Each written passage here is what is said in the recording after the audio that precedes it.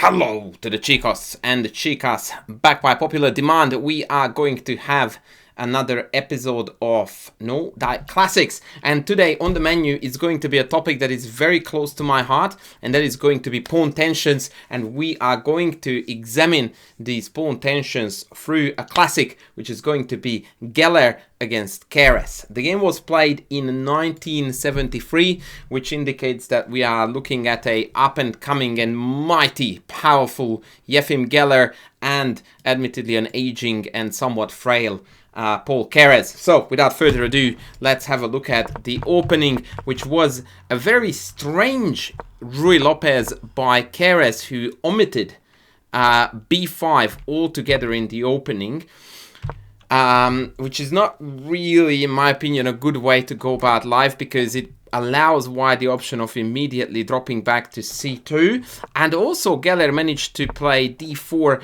without having to commit to h3.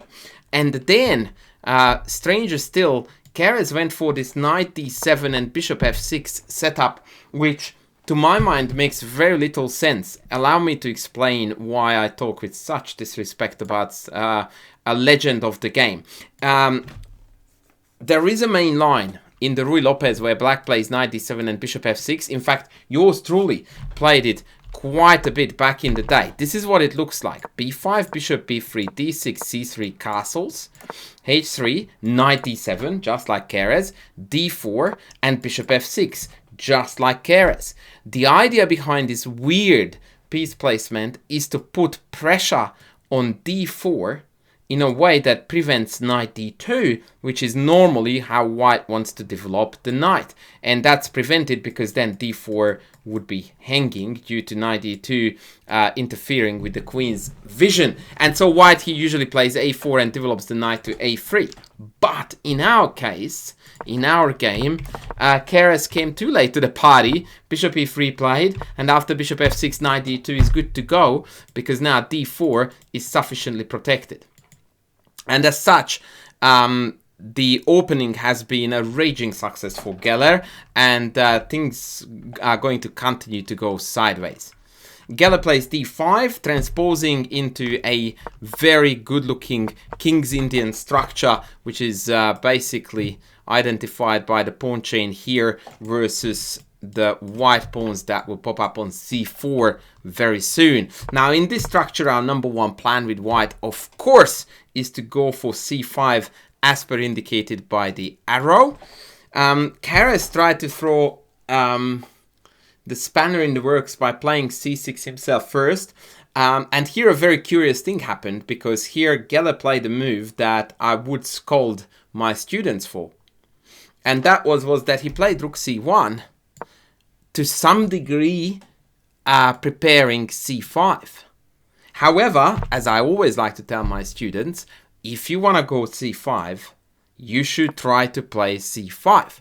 And I honestly do not understand why Geller didn't play this move, because after cd, knight c6, ed, it looks like Carnage City. Knight d4 is probably best, and I stopped at knight e4. It's really, really, really unpleasant for black. In fact, let's not mince words here. Black is lost. b5, bishop b3, knight takes, queen takes, and then the rook invasion on the c file, whether it be c6 or c7, is gonna be absolutely terminal. Anyway, that was a slight blemish on an otherwise masterfully crafted game by Geller. Rook c1, and after bishop g7 comes c5, my favorite move of the game, although not a particularly striking or tactically appealing concept. But what it does is that it demonstrates brilliant understanding of strategy, because the strategic consideration behind c5 is the following. I am done with development, like a champion in fact, and you have got miserable pieces. And so, increased tension is going to favor me, because when there is friction, tension between pawns, almost certainly it means that some of them will come off. And the definition of opening up a position is disappearance of pawns. So when the pawns vanish, then the better developed army is going to be ready to jump and punch, and the inferior army is going to suffer the consequences. And so c5 here is brilliant. In contrast, for example, dc releasing the tension is really, really bad in comparison. Now after knight c6, c5, dc, bc, knight f6, white's advantage here can actually completely vanish with a few more inaccurate moves. We are still on plus 1.5, but that's half of what the immediate c5 yields. Very, very cool stuff, because now black doesn't really have a good capture. Now after d takes c, Geller was actually spoiled for choice. He chose the very spectacular and patient bc over the slightly greedier d6, which quite comically traps the knight on e7. However, here there is a line that needs to be seen.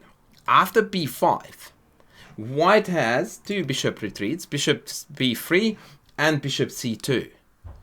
And actually it is bishop b3 that is the better move, because what we want here is not to win material, although this is also winning for white, but here 4 pawns here against 2, b4 is hanging, the c4 pawn creates a bit of a bind on the queen side. Black is definitely gonna be happy to play this. This is not what you want. Once again, what you want is complication, you want fight, you want fierce tactical battles. And so what you want is bishop b3, and after c4, we're not winning a piece, we are sacking one. And absolutely incredibly, after takes, we take back, and after knight b6, we have this sensational idea of takes, and still not take e7, but queen b3.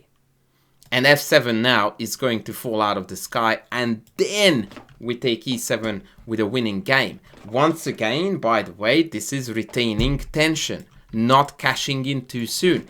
You won't believe this. DE, rook takes e7 is 0.3. Basically what it says is that, forget about it, you're not going to win, yeah? Queen b3 plus 4.45 maybe. Almost an extra rook. That is absolute bananas, and a beautiful demonstration of piece activity over material, the evergreen theme. But back to my favorite pawn tension. So actually Geller opted to maintain this tension and keep the pawn on d5, and now came a very forcing line with takes, and takes. And here, if we don't see the next move, then white's position is really not that brilliant. But bishop g5 completely resets back to 0. Black resets black back to 0. Because now bishop b3 is going to be deadly on the diagonal, so f6 is not playable. I guess queen a5 may be playable, but now after knight e4, the invasion of the white pieces, especially with the tempo being scored on the knight on d5, is immediately decisive.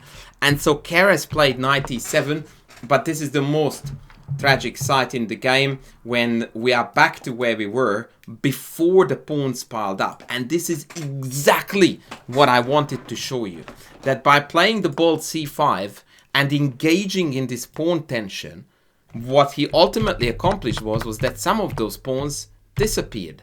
And on the back of that, we have now beautiful pieces ready to strike. Knight d6, knight f7, knight e8, the whole lot is incoming. h6 played, knight d6 played. And at this point, it is very important to highlight that knight d6 is not played to attack the rook. No one cares.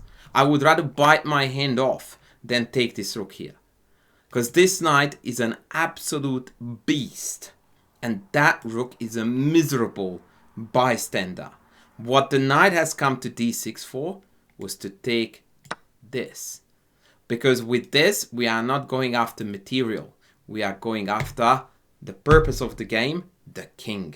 And here, of course, king takes g7 immediately loses spectacularly to knight g5. If king here, then we are going to deliver an incredible checkmate like this. Knight d5 only, rook e6, and then it's not that, it's mate here. If instead king f8, then we have to cash in on material, but that's gonna be a full queen. And finally, if king g8, then once again, after king h8, we are not playing the move that we are itching for, because that's what beginners play, because they see a fork and they win the queen. We, friends, we go after the king, because we have a forced mate. And said forced mate will look like this. Check, check, check, check, check, check, check, checkmate. Beautiful stuff. The end of the game was pretty straightforward too. After knight f7, Keres tried to negotiate the situation with queen a5. Knight takes g5, opening up this diagonal. Absolutely deadly stuff. Rook f8, at least trying to manage the knight f7 check. And then bishop takes d7, a very crude but very justified move, picking off the piece. Now white has restored material parity. In fact, white is a pawn up, but that doesn't matter. What matters is that this king is utterly exposed. Now after queen a2, there was a beautiful line here to finish the game off with, which was missed by Geller. Bishop a4. The threat is bishop b3, king h8, bishop b3, queen b2, and rook e4, c4, excuse me, introducing this very, very nice checkmate threat. And when that is dealt with, there comes the cold shower, when we turn the screw and go back for the queen. An unexpected twist. If there is no mate, I'm happy to sign off on winning the queen. After all, Geller missed this, but he did not miss out on anything really. He kicked the queen once, he kicked the queen twice, and then he went like, okay, enough is enough. I'm going to win the game on the light squares. And that's what he does. The threat now is check, check, and mate. Knight f5 had to be played, but that allowed white to finish with queen takes g6. An absolutely spectacular, fantastic game, and one that I very, very highly recommend you to play through again on your chessboard. Pose questions, try to understand the strategy and the tactical ideas that Geller demonstrated, because I think it's a really, really rich game. And at times I rushed through certain ideas in order to get to the main points, but once again, I really highly recommend you to engage with this game on a deeper level, for which reason I'm going to smack this game SPGN down below so you have access to it right away from this video.